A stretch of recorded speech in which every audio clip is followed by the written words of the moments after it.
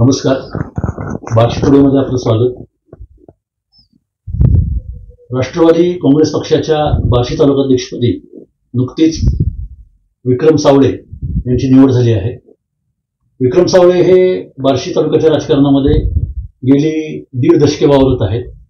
एक अतिशय ध्येयवादी व्यक्तिमत्व, एक अभ्यासू संघटन कौशल्य आणि काही आदर्शवाद मनाशी बाळगून काम करणारे व्यक्तिमत्व. आम आदमी पक्षाच्या माध्यमातून त्यांनी धाराशिव लोकसभा मतदारसंघात निवडणूक लढविली. त्यानंतर ते राष्ट्रवादीमध्ये सक्रिय झाले. नुकतंच त्यांनी राष्ट्रवादीमध्ये म्हणजे अजितदादांनी वंड केल्यानंतर राष्ट्रवादी सत्ता अजितदादांकडे आली. त्यानंतर विक्रम सावळेंनी राष्ट्रवादीमध्ये प्रवेश केला आहे. या पार्श्वभूमीवर आपण त्यांना बोलतं करणार आहोत. आज ही बार्शी तालुक्याच्या राजकारणामध्ये एक मोठी एंट्री आहे. विक्रमजी, आपलं स्वागत. नमस्कार, खूप खूप धन्यवाद.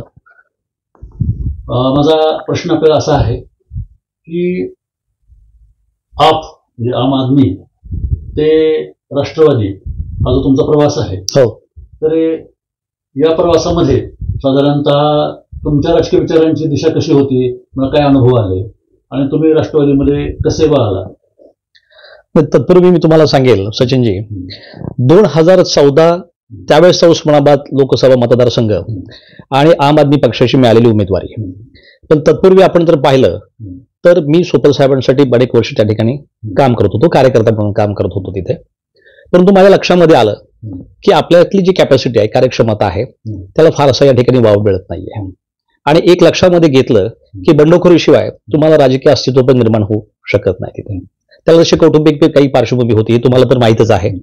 आणि म्हणून 2014ला जरी लोकसभा निवडणूक लढली जरी असली तर तत्पूर्वी जर आपण पार्श्वभूमी पाहिली तर मी अण्णा हजारेंच्या जनलोकपालच्या आंदोलनामध्ये अतिशय सक्रिय त्या ठिकाणी माझी भूमिका बजावली होती. 2010ला दिल्लीमध्ये जंतर मंतरवर झालेलं आंदोलन आणि 14च्या आधी 13ला असलेलं जनलोकपाल यशस्वी झालेलं आंदोलन, त्या आंदोलनामध्ये जवळपास 9 दिवस व्यासपीठ सांभाळण्याचं काम किरण बेदी मॅडम बरोबर, जनरल व्ही के सिंगांबरोबर आणि विशंबर चौधरी साहेबांबरोबर मी केलं होतं. आणि तो अनुभव, राष्ट्रीय व्यासपीठाचा अनुभव, मला लोकसभेच्या उमेदवारीसाठी त्या ठिकाणी कामाला आला. आणि लक्षात आलं की आपली एकूणच व्याप्ती या मतदारसंघातली आणि आपली ओळख होण्याच्या दृष्टिकोनातून आपण ही संधी घेतली पाहिजे. आणि म्हणून मी आम आदमी पक्षाची निवडणूक त्या ठिकाणी लढवली. पण मला लक्षात आलं की मी माझी ज्यावेळेस आमच्या अंजलीताई दमाणे असतील, त्यावेळेसचे माईन गांधी असतील आणि बऱ्याच लोकांशी मी चर्चा केल्यानंतर मला एक लक्षामध्ये आलं की 2014 नंतर 2024 पर्यंत तरी आम आदमी पक्ष महाराष्ट्रातली कुठलीही निवडणूक लढवणार नाही, हे त्यांचं धोरण होतं. मग इतक्या वेळामध्ये आपण स्टेबल राहून करायचं काय? आणि म्हणत 2014ला आदरणीय सुपर साहेबांच्या बरोबर त्यांच्या प्रचाराची धुरा सांभाळत विधानसभेच्या निवडणुकीमध्ये सक्रिय सहभाग नोंदवत त्या ठिकाणी भूमिका मी त्या ठिकाणी माझी जाहीर केली. राष्ट्रवादीतला तो प्रवास चालू राहिला. 1919ला साहेबांनी पक्ष सोडल्यानंतर मी मात्र जैसे थे आधी निर्णायकपणे त्या ठिकाणी राहिलो. आमचे सहकारी मित्र निरंजनजी बुमकर यांच्याबरोबर त्यांना उमेदवारी दिल्यानंतर पक्षाचं मी अतिशय चांगल्या पद्धतीनं काम केलं, हे संबंध बार्शी तालुक्याला माहीत आहे. आणि त्याच्यानंतर मात्र ज्यावेळेस अजितदादांनी आपलं राष्ट्रवादी पक्ष तुम्हाला सांगतो त्या ठिकाणी स्वतःकडे घेतला आणि अजितदादांनी 29 डिसेंबर 2023 मध्ये मला बोलून घेतलं मुंबईच्या मंत्रालयामध्ये. जवळपास 1.5 तास त्या ठिकाणी चर्चा झाली. परत पक्ष कार्यालयामध्ये बोलून घेतलं आणि मला सांगितलं की लोकसभा मतदारसंघ हा आपण आपल्याकडे ठेवणार आहे, राष्ट्रवादीकडे ठेवणार आहे. आणि मला असं वाटतं की बार्शी मतदारसंघामध्ये पक्षाचं इतकं मनावर इतकं प्रभावी काम नाहीये. मला माझी अपेक्षा आहे की तुम्ही माझ्याकडे येऊन काम करावं आणि तुमच्यासारखा एक योग्यता असणारा व्यक्ती जर माझ्याकडे आला तर पक्ष त्या ठिकाणी अतिशय सक्षम व्हायला त्या ठिकाणी मदत होणार आहे. आणि म्हणून दादांच्या विनंतीला मान देऊन मी त्या ठिकाणी तालुका प्रमुख म्हणून जबाबदारी स्वीकारली. तुम्ही दिलेल्या उत्तरांमधून निर्माण झालेले 2 प्रश्न मी तुम्हाला विचारतो. माजी मंत्री दिलीप सोपल, हो, यांच्यासोबत तुम्ही 2014 साली राष्ट्रवादी म्हणजे काम केलं. हो. तर तुमच्या आता बोलण्यातून असं आलं की तिथं आपल्याला संधी किंवा वाव मिळत नाही, हो, असं तुमच्या लक्षात आलं. हो, अगदी बरोबर. तर हे थोडंसं जरा म्हणजे विश्लेषण करून सांगाल का? तुम्हाला माहित आहे की संबंध तालुका माहित आहे की तिथं ज्या काही लोकांनी तिथलं स्वतःचं एक वर्चस्व साहेबांच्या भोवती तयार केलं होतं, एक रिंगण तयार झाला केल्यामध्ये, त्याच्यामध्ये तुम्हाला फारसा तुमच्या बुद्धिजीवी वर्गाला, माझ्यासारख्या व्यक्तीला त्या ठिकाणी प्रचंड मर्यादा त्या ठिकाणी जाणवत होत्या, किंवा या ठिकाणी मला काहीतरी सांगायचं की मला त्या माध्यमातून काही काम करायचंय. राजकारणात महत्वाकांक्षा घेऊन सगळेच जगतात, लक्षात घ्या. कुणी राजकारणामध्ये कायमस्वरूपी कार्यकर्ता म्हणून काम करून घ्यायला तयार नव्हतो. आणि माझी लेगसी होती. माझे आजोबा नगराध्यक्ष होते, वडील नगरसेवक होते, राजकीय सक्रियता आमच्या कुटुंबाची, माझे चुलते नगरसेवक होते. हे सगळं असताना आणि मी पुण्यासारख्या ठिकाणाहून अनेक चांगल्या आंतरराष्ट्रीय कंपन्यांचं काम सोडून बार्शीच्या एका चांगल्या भूमिकेकडे बघत, एक चांगली बार्शी आपल्याला घडवता येईल का, बारामती सारखा बार्शीचा विकास करता येईल का, या एका आशेने या ठिकाणी काम करायला सुरुवात केली होती. ते कुठेतरी विजन माझ्या मनामध्ये होते, ते इन्साईट माझ्या मनामध्ये होती. आणि ते विजन पूर्ण करायला कदाचित ही काही जी चौकट होती त्या ठिकाणी मर्यादित करत होती. आणि हे लक्षात आल्यानंतर मी लक्षात घेतलं की ह्या मर्यादा आहेत, पण तरी देखील मी साहेबांबरोबर अखंडपणे काम करत राहिलो. परंतु 19ला ज्यावेळेस त्यांनी निर्णय घेतला गौरवाच्या त्या कार्यक्रमामध्ये की आपण यावेळेस शिवसेनेमध्ये जाणार आहोत, त्यावेळेस मी अत्यंत कणखरपणे जेवढे काही सोपल साहेबांचे त्या काळी माझे सहकारी होते त्यांना जर तुम्ही विचारलं तर ते सांगतील की 19च्या बाबतीमध्ये मी निर्णायक राहिलो. मी सगळ्यांना एवढं सांगितलं की आपण कार्यपद्धती बदलायची सोडून झेंडा बदलण्याची भाषा बोलतोय, या मताशी मी सहमत नाही. मला असं वाटतंय की आपल्या दृष्टिकोनातनं आत्ता राष्ट्रवादी पक्ष सोडणे ही राजकीय आत्महत्या ठरेल. आपण स्वतःचं नुकसान करून घेऊ नये. मी तर करून घेणार नाही. आणि जरी तुम्ही पक्ष सोडणार असाल, सोडचिठ्ठी देणार असाल राष्ट्रवादी पक्षाला, पण तरी देखील मी पक्षाचं जो कोणी उमेदवार देईल त्याचं काम निर्णायकपणे करणार आहे, की अशी प्रामाणिकपणे ठोस भूमिका घेतली. साहेबांना त्या काळात वाईट वाटलं असेल, नाही असं नाही, परंतु त्या निर्णयाचं मात्र कालांतराने स्वागत झालं, परंतु वेळ निघून गेली होती. त्यावेळेचा निर्णय तुम्ही नेमका शरदचंद्रजी पवार साहेब यांच्याकडे पाहून घेतला की अजितदादा पवारांकडे पाहून घेतला? त्यावेळेस हे दोघे एकत्रच होते. खरं तर त्या काळामध्ये माझं जे काही आदरणीय शरदचंद्रजी पवार साहेब यांच्या भूमिकेकडेच बघून तो निर्णय घेतलेला होता. हे सर्वश्रुत होतं त्या बाबतीमध्ये तिथं. पण त्याचबरोबर फक्त शरद पवार साहेब नाही, पण त्याचबरोबर अजितदादा, सुप्रियाताई असतील, नवीन येणारं नेतृत्व असतील, किंवा इतरही पक्षातले प्रफुल्ल पटेल सारखे व्यक्तिमत्व असतील, किंवा बाकीची मंडळी असतील, की या सगळ्याकडे पक्ष संघटनेमध्ये हे कार्यकर्त्याला न्याय देणारे, वेळ देणारी माणसं आहेत. आणि म्हणून एकत्रितरित्या आपला विचार केला जाऊ शकतो. म्हणून मी एकूण पक्ष म्हणून त्या भूमिकेकडे पाहून निर्णय घेतला होता. याचं कारण असं आहे की 2019 सालची विधानसभा निवडणूक, हो, बार्शी शहरातला पांडे चौक, हो, शरदचंद्रजी पवार यांची जाहीर सभा, हो, त्या जाहीर सभेमध्ये राष्ट्रवादीचे जिल्हा सरचिटणीस, बरोबर आहे ना?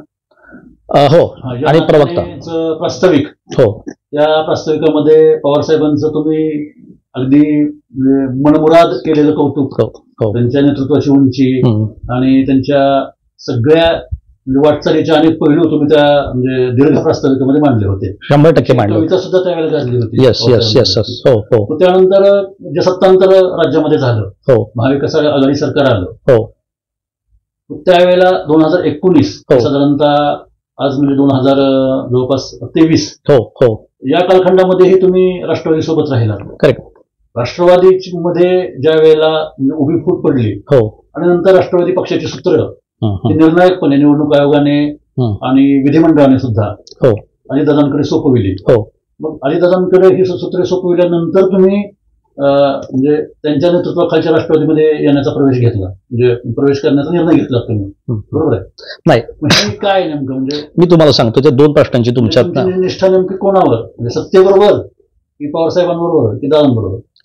12 ऑक्टोबर 2019ला पवार साहेबांच्या सभेचं मुख्य आयोजक म्हणून ती जबाबदारी माझ्यावर होती. माझ्याबरोबर मंगेश चव्हाण, काही माझे त्या काळातले सहकारी यांनी या सभेचं आयोजन केलं होतं. अर्थात ती सभा बुमकरांसाठी त्या ठिकाणी घेतली गेली होती. आणि पवार साहेबांनी आग्रह धरला होता की मला बार्शीमध्ये सभा पाहिजे. पण बऱ्याच लोकांच्या मनामध्ये होतं की इथं पक्ष संघटना राहिलेलं नाही. विक्रम सावळे सारखा साधारण माणूस, कार्यकर्ता माणूस, ज्याच्याकडे एवढी बाकीची कुठलीही क्षमता नाही, हा काय कामगिरी करून दाखवणार आहे. आणि मला माहित होतं पवार साहेबांचा करिश्मा त्या काळामध्ये अफाटच करिश्मा त्या ठिकाणी होता. लोक येणार ही माझी भावना होती. आणि विशेष म्हणजे त्या दिवशी तुळजापूरला जाणाऱ्यांची संख्या, तो दिवस आपल्या दसऱ्याच्या नंतर पौर्णिमेचा तो दिवस होता. तिथं माझ्या मनामध्ये सुद्धा एक थोडासा डाऊट होता की बाबा लोक आलं नाही तर काय करायचं. परंतु नियतीचा योगायोग म्हणावं लागेल की पवार साहेबांना थोडासा लेट झाला. पवार साहेब या ठिकाणी सभेला आले आणि तुम्ही म्हटल्याप्रमाणे प्रास्ताविकाची जबाबदारी माझ्यावर होती. मला माहित होतं की लोक पवार साहेबाला ऐकायला येणार आहे, विक्रम सावळेंना नाही. आणि म्हणून मला पवार साहेबांना ऐकवायचं होतं की मला त्यांनी लक्षात ठेवणं, ही कुठेतरी एक कुठल्याही माणसाची ती भूमिका असते की कुठेतरी नजरेमध्ये राहणं, आपली भूमिका अधोरेखित होणं, कोण काम करतं हे पवार साहेबांना कळणं. आणि पवार साहेब त्या बाबतीमध्ये चाणक्य होते तिथे. आणि म्हणून मी एक कवी कुसुमाग्रज, साहित्याचा प्रचंड अभ्यास असणारं, हे पितामहासारखं राजकारणातलं व्यक्तित्व आणि कवी कुसुमाग्रजांची एक कविता, लढा नावाची कविता, साहेब मोडून पडला संसार सारा, मोडला नाही कणा, पाठीवरती हात ठेवून पुन्हा एकदा लढ म्हणा, ही कविता त्या ठिकाणी आदरित केली होती. बाबा आमटेंची एक कविता त्याला जोडलेली म्हणत होती, सुखेच माझी मला झोपत होती. मी लोकांना विचारलं का आणि का हा व्रता संघर्ष पवारसाहेब करतायत. सुखेच माझी मला बोचती, सहा सास मग परसीमा नसती, दुर्दाट निबिडात मांडला, पुन्हा मी नावा राजकीय डाव, शरद पवार माझं नाव. पण एकूण त्यांची ती ऊर्जा, ती कार्यक्षमता, हे संबंध महाराष्ट्राने त्या ठिकाणी पाहिलं. 17 ऑक्टोबरची सभा त्या ठिकाणी पाहिली, परंतु बार्शीमध्ये 17 ऑक्टोबरला सुद्धा पाऊस पडत होता आणि आगा गावामधल्या सुद्धा सभेचं नियोजन आम्ही त्या ठिकाणी केलं होतं. पवार साहेबांच्या बरोबर अजितदादा सुद्धा पावसामध्ये तिथं भिजले होते. तुम्ही जे म्हणालात मागाशी की सत्तेमध्ये गेल्यानंतर तुम्ही त्या ठिकाणी गेलात का, तर मी याचं उत्तर असं देईल की मी इमिजिएटली तुम्हाला सांगतो, ज्यावेळेस पवार साहेबांबरोबरच मी राहण्याचा निर्णय घेतला, हे संबंध बार्शीकरांना माहित आहे. परंतु मी त्याच्या आधी सांगतो, सत्तेतल्या 3.5 वर्षाच्या काळामध्ये एकूणच पक्षाची अवस्था अत्यंत तुम्हाला सांगतो मोडकळीला आलेली होती. कौटुंबिक सत्ता संघर्षाचा तो काही चालू होता, त्याचा परिणाम असा झाला, माझ्यासारख्या माणसाने इतकं प्रचंड काम बार्शी तालुक्यामध्ये करून सुद्धा तुम्हाला सांगतो, विरोधकांना, त्या काळातल्या विरोधकांना, म्हणजे सत्ताधारी आमदारांना मदत सगळी त्या ठिकाणी दिली गेली काय, परंतु आपला पक्ष कार्यकर्ता जो अडचणीच्या काळामध्ये पक्ष सांभाळतो आहे, त्यांनी सर्वस्वाची होळी त्या ठिकाणी करून तुम्हाला सांगतो पक्ष संघटन वाढवलं, टिकवलं, जतन केलं. मात्र पक्षश्रेष्ठींकडनं कुठल्याही प्रकारची त्या 3.5 वर्षाच्या सत्तेच्या काळामध्ये मदत केली गेली नाही. पण तरी देखील पवारसाहेब म्हणजे आदरणीय अजितदादा गेल्यानंतर सुद्धा मी काही तिथं त्यांच्यावर जाण्याचा निर्णय घेतला नाही. बराच काळ वाट बघितल्यानंतर वरून कुठल्याच प्रकारची आपल्याला विचारणा होत नाहीये. काय एखादा दुसरा रोहितदादांचा प्रसंग सोडला, हे सगळे एवढ्या स्वतःच्या व्यक्तिगत ह्याच्यामध्ये गुरफटले गेलेले असताना आपली विचारणा होत नाही. तर आपल्याला जर खामक्या ज्याला म्हणतो आपण, बार्शीकरांना खामक्या सपोर्ट लागणारा माणूस लागतो, तर तसा सपोर्ट जर नसेल तर आपण काय करायचं, की सहकाऱ्यांबरोबर चर्चा झाली आणि मग 29 डिसेंबरला मी दादांना हो म्हणून सांगितलं आणि त्याच्यानंतर तुम्हाला मी सांगतो माझा पक्ष प्रवेशाचा निर्णय फायनल झाला. आणि मग पक्षाचं चिन्ह हे त्याच्यानंतर आलंय, लक्षात घ्या सचिनजी, पक्षाचं चिन्ह आलं म्हणून किंवा पक्ष अजितदादांमुळे गेलो म्हणून नाहीये, की अजितदादांना प्रशासनाची अजितदादांची असणारी जरब पकड, त्यांचा असणारा उमेदीचा काळ, ही सगळी सत्ता संगत बघितल्यानंतर त्यामध्ये बार्शीकरांसाठी अजितदादांनी दिलेले योगदान मी तरी किमान विसरणार नाही. मी गौडगावच्या सभेत हे सांगितलं, बारामतीनंतर जर अजितदादांनी कुठल्या जर शहरावर जर प्रेम केलं असेल तर ते बार्शी शहर आहे. तुम्ही बघा, इतिहास बघा. पण त्या कालखंडामध्ये बार्शीचं नेतृत्व दिलीप सोपल करत होते, 100% आहेत. पण तिथं सोपल साहेबच सर्वस्व होते, लक्षात घ्या. अजितदादाचा प्रसार तिथं झाला कुठं होता, तिथं बार्शीमधलं दुर्दैवानं राजकारण तुम्हाला मी सांगतो, इथं पक्ष संघटनेचं राजकारण कधीच वाढलं नाही. ते अतिशय रोखठोकपणे मी तुम्हाला मांडायचं. तुम्ही कुठलाही पक्ष, भाजपला विचारामध्ये घ्या, शिवसेना असेल, अगर राष्ट्रवादी असेल किंवा काँग्रेस असेल, आजपर्यंत हे सगळे पक्ष तुम्हाला सांगतो नेतृत्वाने 2 गटामध्ये सगळे विभागले. आपल्या बार्शी तालुका हा पूर्ण 2 गटामध्ये विभागला गेला होता. पक्ष राजकारणाची सुरुवात खऱ्या पद्धतीने आम्ही केलेली आहे. तिथे भाजपनं ती लादली असेल एखाद्या वेळेस तुम्हाला मी सांगतो, पण आम्ही पक्ष संघटन बांधायला सुरुवात केली. अगदी अवघ्या 1 महिन्यामध्ये आमची तालुका कार्यकारिणी, शहर कार्यकारिणी, आमच्या बूथ कमिट्या इथपर्यंतचा प्रवास आमचा आता सुरू झालेला आहे. म्हणजे आम्हाला हे लक्षामध्ये येते की राजकारणामध्ये व्यक्तिगतपेक्षा पक्ष संघटनच हे महत्वाचं ठरतं. या तालुक्याच्या सर्वांगीण विकासाला पक्ष संघटना ही नेहमीच तुम्हाला सांगतोय आणि एक प्रकारची लोकशाही रुजवण्याचा प्रयत्न आता आमचा राहिलेला आहे. बोलताना असं म्हणालात की 2019 नंतर म्हणजे 2022 पर्यंत तुमची कामं झाली नाहीत किंवा पक्षश्रेष्ठींकडनं तुम्हाला पाठबळ मिळालं नाही. मग त्या 3 वर्षाच्या कालखंडामध्ये, 2.5 वर्षाच्या कालखंडामध्ये अजितदादाच त्यावेळेला डेप्युटी सीएम होते. अगदी बरोबर, हो ना. तुम्ही त्यावेळेला त्यांच्याबरोबर म्हणजे तुमचा त्यावेळेला संवाद नव्हता का, किंवा त्यांनी त्यावेळेला तुमची कामं केली नाहीत का? होऊ शकला नाही संवाद. काही त्याच्यामध्ये सत्तेच्या आल्यानंतर तेवढी क्लिष्टता होती. पण दादांना ज्यावेळेस ते स्वतः स्वतंत्र पक्षाचे नेते म्हणून पुढे आले, दादाने हे लक्षामध्ये आलं की पूर्वीचं आपलं एक गटाचा एका राष्ट्रवादी पक्षातला एका भागाचा प्रमुख म्हणून आणि आता पक्षाचा प्रमुख म्हणून ही 2 वेगवेगळे अंग आहेत. ज्यावेळेस पक्ष प्रमुख म्हणून तुम्ही त्यावेळेस येतात, स्वाभाविकच तुम्हाला माणसांची गरज त्या ठिकाणी लागते, म्हणून तर दादांनी बोलून घेतलं. आणि ही पक्ष संघटनेची जबाबदारी आहे. पूर्वीचे दादा आणि आजच्याचे दादा ह्याच्यामध्ये खूप फरक आहे. त्यांनी इमिडिएटली, मी आता परवा सोशल मीडियाच्या एका मुंबईतल्या कार्यशाळेला गेलो होतो, किंवा ज्या पद्धतीनं दादा संघटना वाढवण्याचा आता प्रयत्न करतायत ते अतिशय प्रभावीपणे त्यांची अंमलबजावणी चालू आहे. ज्यावेळेस माणूस सर्वेस्वरा होतो त्याला वाटत असतं की आपल्या आधिपत्याखाली अनेक चांगल्या पद्धतीने त्या ठिकाणी व्हावीत, त्या पद्धतीनं कार्यक्षमतेने ते काम करतायत अर्थात. आणि म्हणून हेही बघितलं पाहिजे की शेवटी आपलं काम करणार आहेत. मी दादांबरोबर बोलणं माझं त्याच्या ठिकाणी झालं. मी दादांकडे ही गोष्ट वधवून घेतली की दादा, आज आम्हाला तुम्हाला जशी गरज आहे तशी आम्हाला सुद्धा तुमच्यासारख्या नेतृत्वाची गरज आहे. व्यक्तिगत पक्षाचा कार्यकर्ता म्हणून नंतर तुमचा कार्यकर्ता म्हणून तुम्ही आमची कामं केली गेली पाहिजेत. आणि अजितदादांनी त्याला अतिशय सशक्तपणे सांगितलं की निश्चितपणे मी तुमच्या पाठीमागे आहे. आणि हे त्यावेळेस साक्षीदार म्हणून बघितलं तर आताचे जे उमेदवारीचे इच्छुक आहे सूर्यदाजी बिरादर त्या ठिकाणी होते, माझ्यावर काही मंडळी त्या ठिकाणी होती. हा सगळा संवाद त्या लोकांनी ऐकलेला आहे तिथे. अजितदादांच्या 2019 ते 22 या कालखंडातल्या कार्यपद्धतीमध्ये आणि आता महायुतीचे म्हणजे सहभागी झाल्यानंतर डेप्युटी सीएम म्हणून काय बदल तुम्हाला जाणवला? निश्चितपणे मी बघितलं की म्हणजे माझं वारंवार मंत्रालयामध्ये जर की फारसं त्याच्यामध्ये जाण्याचा हे येत नाही, परंतु एकूण कामाच्या निमित्तानं काही लोकांच्या कामाच्या निमित्तानं येत आहेत. एकूण दादाने हे लक्षामध्ये घेतलं की दादांची आता बोलण्याची जी काही आहे त्याच्या बाबतीमध्ये की निश्चितपणे महाराष्ट्रातल्या जनतेला, जसं मी बारामती घडवलंय, महाराष्ट्रातले जे काही संभाव्य 300-350 तालुके आहेत त्याचं प्रारूप त्याला म्हणतो आपण. 3 टायर सिटीजमध्ये छोटी छोटी शहर आहेत आणि त्या पद्धतीने विकसित होण्याच्या दृष्टिकोनातनं केवळ फक्त आयडियलिझम असून चालत नाही, त्याला व्यवहारवादाची जोड दिली गेली पाहिजे. ही शहरं विकसित होण्याच्या दृष्टिकोनातनं गुणवत्तापूर्ण काम. मध्ये कुणीतरी पवारसाहेब अजितदादांबरोबर टीका केली की अजितदादांना फक्त चकचकीत लागतात, फक्त ते भांडवलशाहीचं ते उदो करतात. मला सांगा, जगच आज त्या पद्धतीने कॅपिटलिझमकडे मूव्ह होत असताना तुम्हाला मी सांगतो, नागरी सुविधांच्या बाबतीमध्ये लोकांची डिमांड आहे. तुम्हाला सांगतो, साधा हँड फोन तुम्ही घेऊन राहत नाहीत. आज तुम्हाला 5Gची गरज आहे तुम्हाला. अशा परिस्थितीमध्ये तुम्हाला सांगतो, लोकांना ज्या पद्धतीने नेतृत्व हवं आहे ते अजितदादाच्या रूपामध्ये ते गुण असल्यामुळे लोक स्वीकारतायत. स्मार्ट विषय हा सिटीचा विषय भाजपाने जरी आणला असला तुम्हाला मी सांगतो, पण पूर्वी पिंपरी चिंचवड, बारामती सारखे एक आयडियल शहर करण्यामध्ये दादांचं मोठं कॉन्ट्रीब्युशन राहिलेलं आहे. आणि मी बार्शी आपलं का घडून आहे या रहदारीच्या प्रश्न तुम्हाला सांगतो, हे इतके मोठ्या या एवढ्या अवर्ग दर्जाची नगरपालिका असताना अजूनही तुम्हाला सांगतो ज्या पद्धतीने गुणवत्तापूर्ण या नागरिकांची घरपट्टी भरण्याची सोय व्हायला पाहिजे त्या पद्धतीने सोय झालेली नाही. आणि म्हणून कुठेतरी तो माझा प्रयत्न होता की अजितदादाच्या मदतीने बार्शीचा सुद्धा, या शहराचा असेल तालुक्याचा आपण कायापालट करू शकू. बारामतीप्रमाणे सुद्धा आपण विकसित गेल्या पुढच्या 25 वर्ष आपला अखंड प्रवास राहिला चांगल्या पद्धतीनं, तर बार्शी शहर सुद्धा त्याच्या खालोखल स्वतःची एक भूमिका या राज्याच्या राजकारणामध्ये, अर्थकारणामध्ये, कृषी धोरणामध्ये निश्चितपणे बजावला असं मला आत्मविश्वास आहे. तुम्ही वेळोवेळी सांगताय आणि आता अलीकडचे 2 महिन्यातल्या घडामोडी जर पाहिल्या तर धाराशिव लोकसभा मतदारसंघामध्ये राष्ट्रवादीकडून इच्छुक असल्याची मागणी आणि तसं सुतोवाच सुरेश बिरादरांनी जाहीरपणे केलं. तुम्ही त्यांच्यासोबत आहात, म्हणजे त्यांच्या माध्यमातून म्हणा किंवा त्यांचा एक नैतिक पाठिंबा तुम्हाला लाभला आणि तुम्हाला राष्ट्रवादी तालुकाध्यक्ष मिळालं.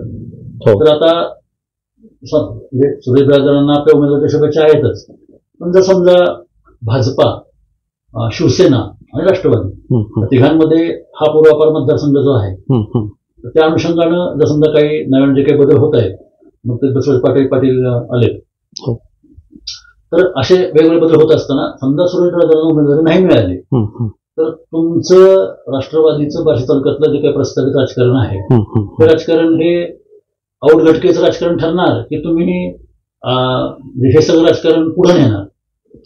निश्चितपणे एक 2-3 दिवसापूर्वी आपल्या सावळे सभागृहामध्ये जी पत्रकार परिषद त्या ठिकाणी सुरेशदाजी बिरादरांनी घेतली, एक सरळ सोपा माणूस ज्याचं गेल्या 40 वर्षामध्ये धाराशिव जिल्ह्याच्या राजकारणामध्ये महत्वपूर्ण योगदान राहिलेलं आहे, कारखानदारीच्या माध्यमातून असेल ते तुमच्या एज्युकेशन असेल किंवा विविध संस्थांवर त्यांनी जे काही पद म्हणून काम केलेलं आहे.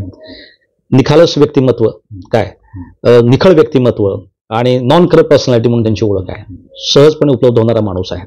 आणि त्याच पत्रकार परिषदेमध्ये हा प्रश्न एका आपल्या पत्रकार बंधूंनी त्यांना विचारला की समजा तुम्हाला नाही तिकीट दिलं तर काय? तर ते म्हणले महायुतीचा जो उमेदवार देईल त्याचा प्रचार करणं आमच्यावर बंधनकारक आहे. जी दाजींची भूमिका, सुरेशदाजी बिरादरांची भूमिका आहे ती माझीही भूमिका असली पाहिजे. किंबहुना पक्षाची, महायुतीची जी काही धोरणं आहेत तालुका अध्यक्ष नात्यानं ते माझ्यावर बंधनकारक जरी असलं तरी तुम्हाला सांगतो निष्ठेने काम करणं हा माझा पिंड राहिलेला आहे. मी आम आदमी पक्षाचं काम केलं, अतिशय प्रामाणिकपणे काम केलं, कुठल्याही राजकीय प्रलोभनाला मी बळी पडलो नाही. मी ज्यावेळेस भूमकरांबरोबर काम केलं त्यावेळेस अतिशय संपूर्ण तालुका पिंजून काढला, हे सगळ्या बार्शीकरांना माहीत आहे. त्यावेळेस मी प्रामाणिकपणे काम केलं. मी ज्या भूमिकेमध्ये जातो त्या भूमिकेमध्ये प्रामाणिकपणेच काम करतो त्या ठिकाणी, सचिन, हे तुम्हालाही माहित आहे. त्यामुळे त्या माध्यमातून राजकीय माझं जे काही महत्वाकांक्षा तो पुढे नेण्याचा मी निश्चितपणे प्रयत्न करणारच आहे. आणि एक लक्षात घ्या, माझी राजकीय महत्वाकांक्षा असण्यापेक्षा मी जे विजन आणि इन्साईट ठेवून काम करण्याचा तो माझा ध्यास आहे. मी आंतरराष्ट्रीय कंपन्यांचा जॉब सोडून सर बार्शी सारख्या शहरामध्ये का आलो त्याची विचारधारेला महत्व देतो, 100% विचारधारेला महत्व देतो. ती बार्शीकरांची ती लेगसी आहे, लक्षात घ्या. इतर तालुक्याच्या तुलनेमध्ये बार्शीकर काय वेगळं, तर आपल्यासारखे पत्रकारितेमधले काही जी नामवंत आहेत, साहित्यकामध्ये असेल, कला सांस्कृतिक क्षेत्रामध्ये आमच्या नीताताई असतील, सगळ्या या अशी काम करणारी प्रचंड माणसे मंडळी आहेत. तो कुठेतरी लेगसी जपण्याचा आपण प्रयत्न केला पाहिजे. व्यक्तिगत महत्वाकांक्षापेक्षा सुद्धा तुमचं बार्शी, महाराष्ट्रामध्ये त्याची सरशी आणि बार्शीचा ब्रँड निर्मितीकडे आपण लक्ष दिलं पाहिजे, ही माझी भूमिका आहे. आता याच पार्श्वभूमीवर प्रश्न असा आहे की सध्या बार्शी तालुक्यामध्ये पण महायुतीचं वारं म्हणजे जोरात आहे. बार्शीचे आमदार राजाभाऊ राऊत हे तालुक्यातले प्रबळ नेतृत्व आहे. तालुक्यातल्या सर्व सत्ता केंद्रांवर त्यांची पकड आहे. महायुतीमधला एक घटक पक्ष म्हणून तुम्हाला राष्ट्रवादी पक्षाची ध्येय धोरणे आणि कार्यक्रम आणि तुमच्या स्वतःच्या व्यक्तिगत नेतृत्वाच्या अशा आकांक्षा, महत्वाकांक्षा या पुढे नेताना म्हणजे तुम्हाला या सगळ्या पार्श्वभूमीवर काय वाटतं, म्हणजे तुम्ही या सगळ्या स्पर्धेमध्ये उतरणार? सचिनजी, तुमचा प्रश्न अतिशय योग्य आणि अचूक आहे. निश्चितपणे आत्ता परिस्थिती पाहिली तर राजाभाऊ त्या ठिकाणी तालुक्याचे आत्ता सर्व सत्ताधीश म्हणजे नगरपालिकेपासून बाजार समितीपासून पंचायत समितीपर्यंत आहेत. परंतु एक लक्षात घ्या, 20 वर्षापूर्वी त्यांची परिस्थिती काय होती आणि आज ते कुठे आहेत. आणि दुसरी गोष्ट, बघत असताना फक्त आमदारकी हा एकमेव निकष बघून तुम्ही राजकारण बघू शकत नाही. त्या बाबतीमध्ये कदाचित महायुतीमध्ये जर त्याला त्या ठिकाणी माझ्या डोळ्यासमोर संसदीय राजकारणाचं तर आहे. मी 2014ला लोकसभा लढवलेली आहे. काय त्यावेळेस माझी क्षमता नसेल, माझा पक्ष त्यावेळेस प्रभावीपणे याच्यामध्ये नसेल, परंतु राजाभाऊंच्या मदतीने सुद्धा संसदीय लोकशाहीचं स्वप्न बघायला काही हरकत नाही. त्याला माझी अप्रत्यक्ष का होणार, पण 2019च्या ह्याच्यामध्ये निरंजन भूमकरांबरोबर काम करत असताना त्यांना अप्रत्यक्ष मदतच झालेली आहे. आम्ही जे पक्ष संघटन जिवंत ठेवलं त्याच्यामुळे जी काही आम्ही 16,000 मतं या विधानसभा मतदारसंघातली त्याचा अप्रत्यक्ष फायदा त्यांना झालेलाच आहे. त्याचा अर्थ असा नाही की आम्ही त्यांची भेटी म्हणून काम केलेलं आहे. आम्हाला आमच्या पक्षाची भूमिका बजवायची होती आणि आता आम्ही ते महायुतीतले घटक म्हणून आहेत. महायुती आहेत तोपर्यंत आहेच आहेत ना. त्याच्यानंतर जर समीकरणं बदलली तर त्या समीकरणाप्रमाणे त्यालाही जावं लागेल, मलाही जावं लागेल, तुम्हाला मी सांगतो काय. पण याच्यापूर्वी कधीही त्यांच्याबरोबर मी त्यांच्या व्यासपीठावर जाऊन कधीही काम केलेलं नाही, परंतु महायुतीतला घटक म्हणून त्यांच्याबरोबर काम करायची वेळ आली तर ती मला नाकारता येणार नाही. प्रश्न असा आहे, 99 साली राष्ट्रवादी स्थापना झाल्यानंतर त्यावेळेला सोनिया गांधींच्या परदेशीत्वाचा मुद्दा जो आहे तो महत्वाचा मानला गेला. त्यानंतर पुन्हा राष्ट्रवादीने काँग्रेस पक्षाशी तडजोड केली. आता 2019 साली राष्ट्रवादीने त्यांची वैचारिक म्हणजे विरोधी ध्रुव असलेल्या काँग्रेस राष्ट्रवादी म्हणजे शिवसेना काँग्रेस बरोबर, काँग्रेसचा विचार होता ठीक आहे, शिवसेनेबरोबर युती केली. त्यानंतर आता परत नुकते देवेंद्र फडणवीस असं म्हणाले की आमची राष्ट्रवादी बरोबरची युती जी आहे ती स्ट्रॅटेजिक अलायन्स आहे. स्ट्रॅटेजिक अलायन्स आहे, it's not a ideological alliance. तुम्ही या पार्श्वभूमीवर तुम्ही आता म्हणालात की माझ्या पक्षाच्या विचारधारेवर निष्ठा आहे, तर तुम्हाला राष्ट्रवादीची विचारधारा म्हणून काय सांगावं असं वाटतं? आता आयडिओलॉजी म्हणून जर तुम्ही बघायला गेला तुम्हाला मी सांगतो तर आयडिओलॉजीमध्ये सुद्धा प्रत्येक पक्षाने काही ना काही त्या ठिकाणी बदल करत राहिलेला आहे. की भाजप तुम्हाला मी सांगतो हिंदुत्वाचा अजेंडा घेऊन जाणारा किंवा कट्टर काँग्रेस म्हणून विरोधी करणारा भाजप तुम्हाला सांगतो. जसं काही फडणवीसांच्या पाठीमागच्या मुलाखतीमध्ये, स्टार माझ्याच्या मुलाखतीमध्ये तुम्ही जर पाहिलं असेल की मी राष्ट्रवादी बरोबर कधीही युती करणार नाही, फडणवीसांचं ते स्टेटमेंट होतं. मी अवैध राहण्याचं मी राहील, परंतु मी त्यांच्याशी कधीच माझा संबंध जोडू देणार नाही. आणि त्यांनाच तुम्हाला सांगतो अजितदादांबरोबर त्यांना अजितदादांना घ्यावं लागलं, शिंदेना त्या ठिकाणी घ्यावं लागलं. तुम्हाला मी सांगतो ही जी काही राजकीय गोंधळाची परिस्थिती महाराष्ट्रामध्ये जी निर्माण झालेली आहे, तुम्ही एक लक्षात घेतलं पाहिजे, जशी प्रजा तसा राजा. तुम्हाला मी सांगतो प्रजेमध्ये सुद्धा जे झालेले बदल आहेत लोक सुद्धा आता स्वीकार आहेत. लोकांना तुम्हाला सांगतो नेतृत्व किती भ्रष्ट असेल किंवा काही कुठल्या पद्धतीने असेल तो शेवटी तो माझा काम करणारा आहे का नाही हा आता क्रायटेरिया, हा मापदंड आहे.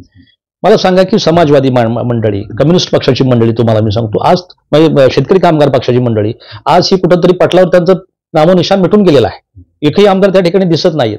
म्हणजे लोकांनी तुम्हाला जे स्वीकारलं, ज्यांना स्वीकारलं त्या पद्धतीने ते पुढे आलं.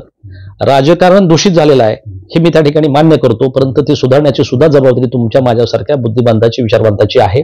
तुम्ही आयडिओलॉजीचा प्रश्न विचारला, ज्या बदलाप्रमाणे आता काही जे बदल आहेत तुम्ही तिथे राहून सुद्धा तुम्हाला सांगतो तुमच्या व्यक्तित्वानं, परिस्पर्शानं तुम्हाला सांगतो अवतीभोवतीचा परिसर स्वच्छ करू शकतात. मला त्यावर आत्मविश्वास आहे. या बदलत्या काळामध्ये तुम्ही राजकारणाकडे करिअर म्हणून पाहता, लोकसेवेचं माध्यम म्हणून पाहता? नाही, करिअर म्हणून पाहण्यासाठी माझ्याकडे बरेच ऑप्शन्स आहेत. तुम्हालाही माहित असेल माझं रिअल इस्टेटमध्ये कन्सल्टंट असणारं काम, नर्सरीच्या माध्यमातून व्यवसाय काय, म्हणजे पैसा मिळवण्यासाठी राजकारण मला तितकंसं गरजेचं नाही. कमवून मी असं सांगेल की राजकारणामध्ये आल्यामुळे माझं आर्थिक नुकसान बरंच त्या ठिकाणी झालं तिथं. कारण शेवटी राजकारणाला वेळ द्यावा लागतो, अनाहूतपणे येणाऱ्या प्रसंगाला तुम्हाला सामोरं जावं लागतं आणि व्यवसायामध्ये आता जी स्पर्धा आहे त्याच्यात अतिशय काटेकोरपणे राहून पुढचं विजन प्रत्येक क्षणाला प्रत्येक दर मिनिटाला जागरूक राहून तुम्हाला काम करता आलं पाहिजे.